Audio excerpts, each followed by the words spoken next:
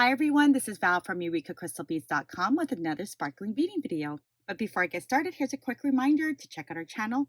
If you like what you see, hit the subscribe button and notification bell to be notified every time we have a new posting video. Our project today, I'll be showing you how to use our filigree connector pieces to make this cute filigree earring.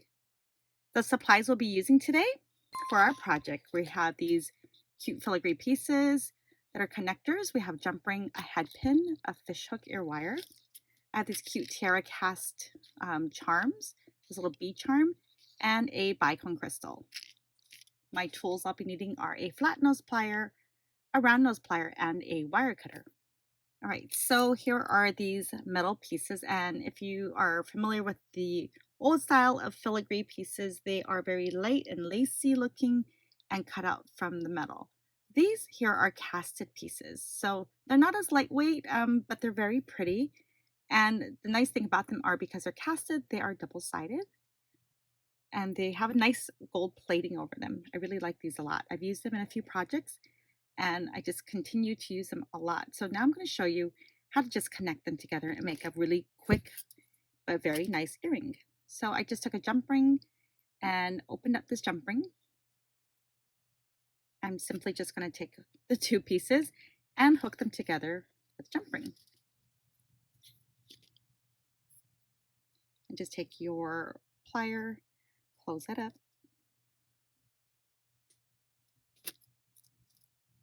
Just like this. Simple, right? All right, so now I'm going to add my fishhook ear wire.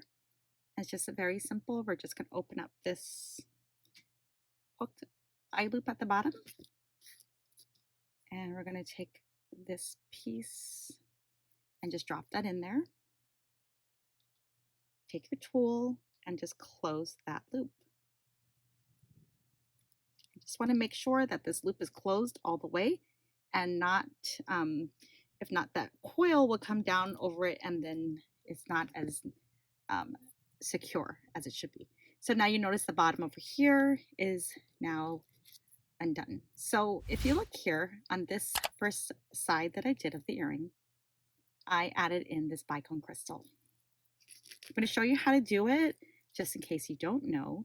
Of course, earlier I did have a longer pin. I cut it, but I couldn't find my wire cutter, so I just kind of cut it.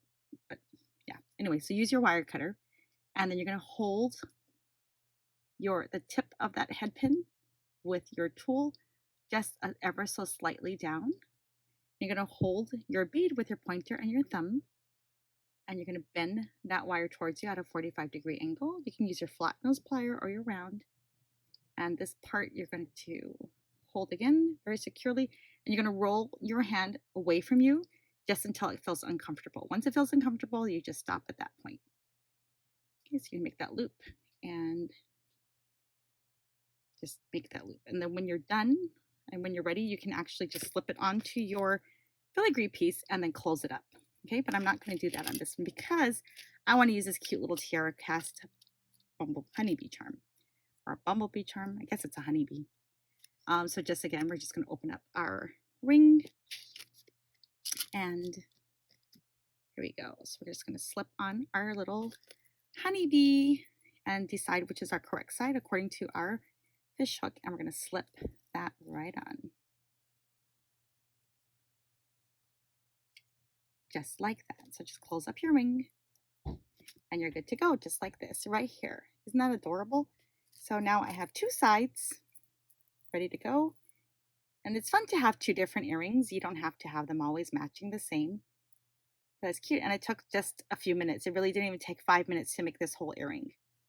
Super fast. So it makes a quick gift or just for yourself. If you just feel like you need a new earring for that day, it takes literally minutes to just create it.